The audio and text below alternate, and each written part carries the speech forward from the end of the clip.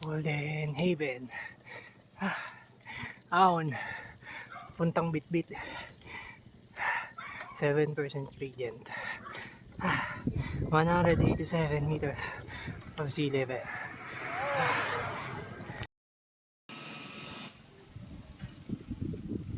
Yun yung ano, Ipo Dam. Ito, Ipo Dam, tapos Mount Balagbag. Ganda.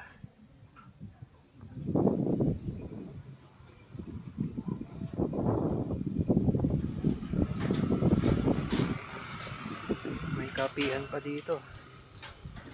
Papuntang Bitbit. Dami naliligo din ah.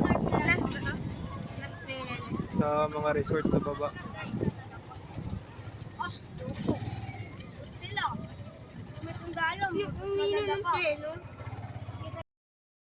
Pag nagra-ride ako, tubig lang, saka ito.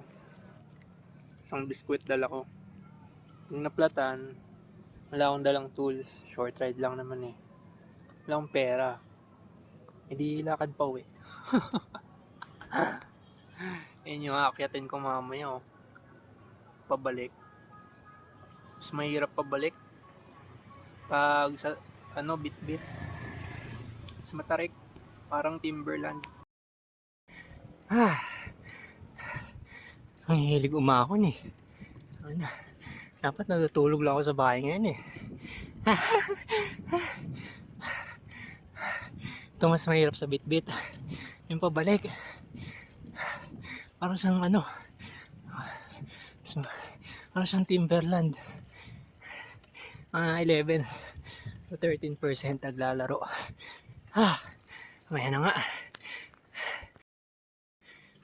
Ayop. Habang 14% gradient ito. Ba.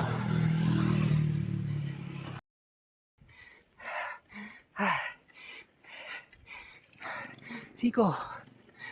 Semi-siko.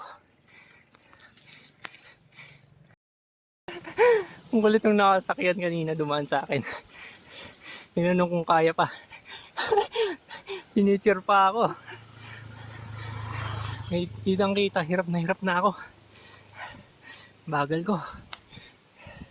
Di baling mabagal. Huwag lang tumukod. Huwag magtulak.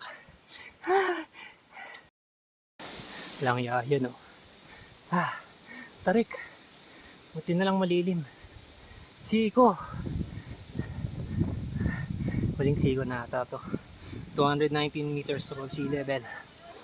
Tok-tok na ito nasa ano? 260. Mga nakamotor. Ano dyan? Marami nagpipicture dyan. Ang ganda kasi view ng Ipo Dam. Saka Sierra Madre. Grabe. 242 meters above sea level.